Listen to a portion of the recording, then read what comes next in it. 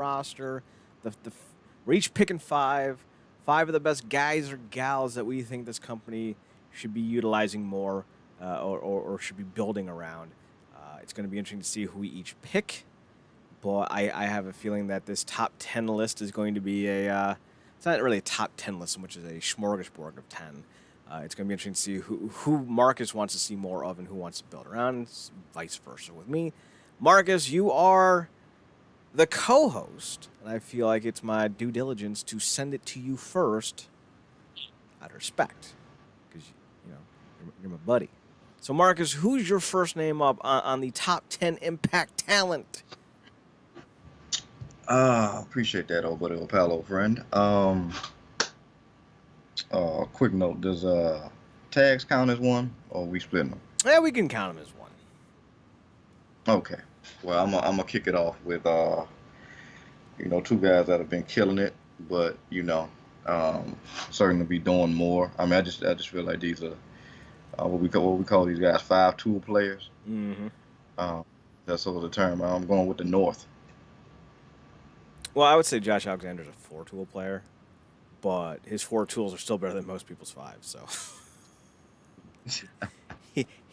he's pretty good in that ring there, sir. He's lacking anything. All ego more than picks up the slack. Exactly.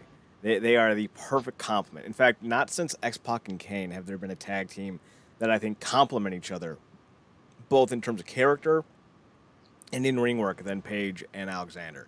They are fantastic. Because if you look like Rude and Storm and Storm and Harris, you look at the Wolves, you look at the Hardy Boys, they're all similar to a point. But yeah. Alexander and Ethan Page are vastly different. And I think that's a very cool thing. I dig on that quite a bit. For my first pick, I'm going with Mr. Falaba himself. No disrespect intended to his tag team partner, TJP. I think that tag team is actually the top-tier grouping to unseat the North at Slammiversary, assuming Slammiversary happens, but I don't see why it wouldn't, but here we are. But Ba, to me, is one of those old-school 80s, 90s wrestlers who is definitively unique all onto himself. There is no one in the business who is doing anything close to what he's doing. He's lost maybe 80 pounds, and it shows. He's moving better. He's a lot more entertaining to watch in the ring. He's quicker, and it makes his matches a lot more fun. They don't need to be long matches. You're not asking him to go 10 minutes on his own. But what he can do in such a short time is wholly unto himself. Plus, he's super charismatic, super likable. And it doesn't matter if he's just saying ba or if he's speaking in broken English. What is he? He's Polynesian. And he's speaking in broken Polynesian. No, he's not Polynesian. What the hell is TJP? I should know this. I don't. I thought they were Polynesian, but I think they're something specific. I think Polynesian is more of a general term. It's like saying European. I think. I could be completely wrong about that. But it's going to come to me eventually, and I'm just going to shout it out. But what they're doing is fantastic, and I think Ba is one of those guys that, in a pinch, you could see win the world title. And considering what's going on right now with Tessa Blanchard, we'll talk more about that on Tuesday on the Wrestling Underground podcast on twitch.tv/Wrestling Underground. We'll see what ends up happening in the title scene, but Ba is someone that I think you can definitely build around. Marcus, who's next up for you? For me, I'm going with somebody who's having a lot of success right now. I had a big overdue victory. Well, a well-deserved victory, I should say, this year. And somebody that just kills it in every fashion. I'm going with the Mac. Return of the Mac. Return Out of the Mac. Everything he's done. I mean, he's another one of those multi-tool players, man. He's going to come up again for me later in another discussion. But yeah, I mean, the Mac he's the business, man. He's finally his division champion. I think he can have a great run with that strap. So yeah, shout out to the Mac. It's going to be interesting to see how his X Division run goes, because some of the last few new X Division champions have not had the strongest of runs. So here's hoping that changes with Mac. Moving on, we have for my second pick. I'm actually going to go a little old school on this one. I'm going with Rhino. Rhino's someone that I think has done great work since returning to Impact last summer, but he's also kind of in this great place where they're utilizing him well as a top guy, but they're also not afraid to put over guys with him. Um, I don't think he made it to this last set of tapings because I don't remember seeing him in any of the last few matches or weeks, I should say. But when he's there, he's someone that I think is wholly integral, and he's still pretty young. He's only like 43. So that's, considering the Undertaker's 119, Rhino's still pretty young for this game. So I think that works pretty well for what's going on here. What's up next for you, my friend? Let's see. For me, I'm going to go with somebody who I think has been building a lot of momentum and now trying to strike it out on their own. And hopefully we get to see more of them both in and out of the ring because I think they've been killing it on both sides. I'm going with our girl, Kiera Hogan. Okay. They're Filipino, Marcus. Yeah, Filipino. I thought so. That's what he said. Yeah, I'm going with Kiera Hogan, man. I think she got a lot of potential. She's been there probably longer than a lot of people would expect. And she's been slowly but steadily building, and I think things are kind of starting to round about with that character, and she just needs to be putting more high pressure situations to come out with the win. But she is definitely somebody who's been cool watching her evolution from that kind of wide-eyed bright girl with the fiery hair into what she is now. So yeah. She looks like a low-key Disney villain, like animated Disney villain. I could totally see her like chasing down some Disney princess and smacking a bitch. It's funny because I think you saying I'm like she would have been a great villain in Descendants. Yeah. She could have been what's the chick the evil witch that fucks with Snow White? I don't know. Maleficent. Yeah, yeah, her. Maleficent. My number 3 is going to be Mr. Edward Edwards. He's just a guy that I think no matter what you're doing with your product, he can be wholly utilizable. I don't think that's a word, but we're going to go with it. He's a 4-tool player. He can bump, sell, wrestle. He can do everything you need him to do. His promos aren't always the greatest. I would put him on the AJ Styles tier. But I definitely think he's someone that, if he was to get himself back into really great shape, you could easily see having a long title run if that's where they wanted to go. And I'm hoping that, at this next set of tapings, Eddie is back because they're going to need to do something with this world title situation. And I'd say just put the belt back on Eddie. He's reliable, unlike some people. Looking at you, Bassett Blanchard. That's a hard one to do. So I'm going to go with Eddie Edwards. Marcus, who's your number 4? Oh, damn it. It was just a pick first. You can pick him too. No, yeah, I am picking him. I mean, look, man, it is another one. It's just, well, come on, we knew this was bound to happen with us. But, yeah, I'm going with Eddie too, a multi-tool player. I really dug his first title run, everything he did with the Wolves, obviously. And even though, his physique does come into play, it has been cool because both he and the writers have committed to us seeing him go off into this dark place and then it not be this quick fix thing and him slowly emerge up out of it. That's why I think it was real cool, kind of coinciding with Tessa's little thing. He's really not that crazed nutbag guy that was trying to kill Sammy Callahan every week. That's true. Like for him to be standing in a conversation with Tessa and him being a voice of reason at this point, really, and that's why kind of wish both of them was back because I think they could really do something with flipping and getting him back to that Eddie of old with this, and then getting her back to because I think much like Charlotte, I said it before, she thrives as a heel. Specifically now, she's definitely gonna thrive as a heel now. But yeah, it's just been cool seeing him get back to that space. Obviously, he's had some phenomenal matches and stuff. But like you said, he tones up and gets back to that semblance of that Eddie we know. And I mean, you pull the trigger on him. So, shout out to Mr. Boston right there. Also, love his theme song. So. His theme song's pretty stellar.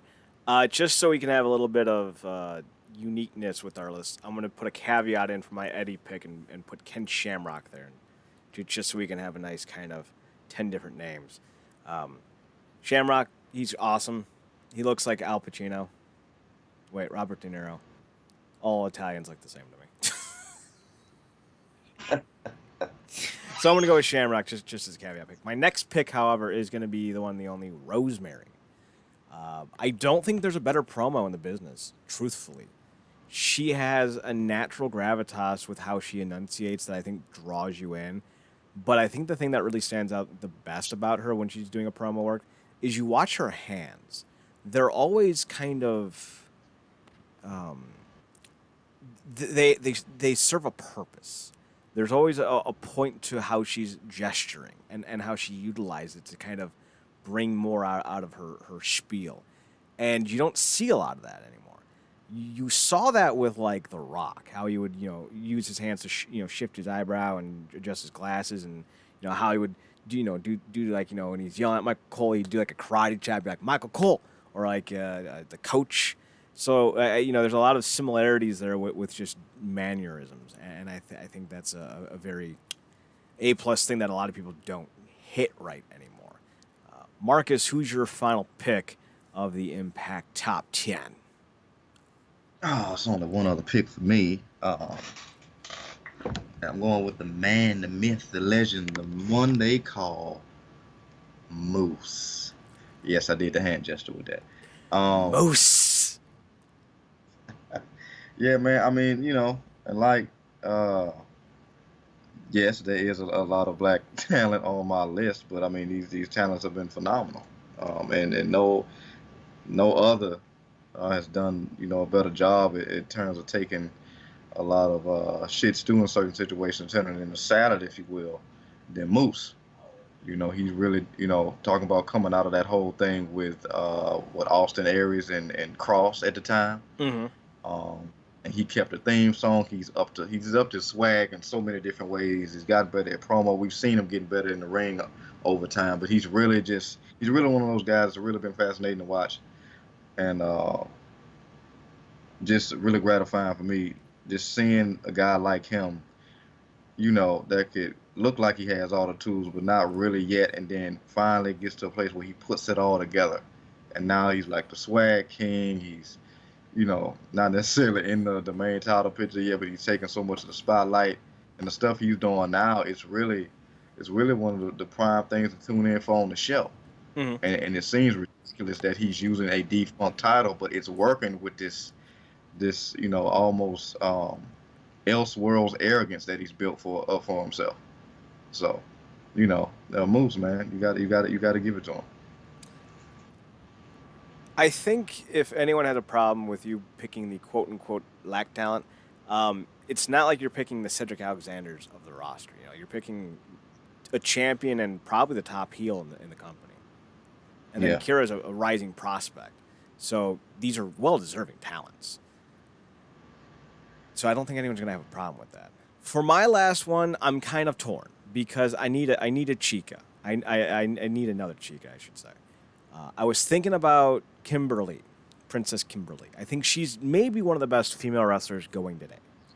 But I don't know if she's under contract. They haven't said. So I'm thinking Deanna Purrazzo. And I'm like, Deanna Purrazzo's pretty damn good, but she hasn't technically wrestled yet. So I'm going to go complete 180 and hit you with one you ain't seeing it. You're going to be like, oh, I see it now. But you ain't seen it yet. I'm going to go with Madison Rayne. She may not be as active in the ring. But she is head and shoulders the best commentator they have on the company. And that's with Don Callis included. She is amazing. She's legitimately one of the best parts of the show. To the point where I hope Don Callis can never leave Canada. Because if he leaves Canada, he might replace her, and that would break my heart. don't take her out. I can't deal with that travesty. Oh man, I mean it's funny. I was gonna actually bring her name up as a joke pick, but I'm now glad that you actually put her for a pick because you're right. Like it used to be a thing with Callis. You was putting up with him because Callis was there. Now it almost wouldn't be worth it if Josh wasn't there Mm-hmm. because it gives her so much material. Like Yes. it's so easy for her to crap on it because obviously that's aided by the fact of their relationship.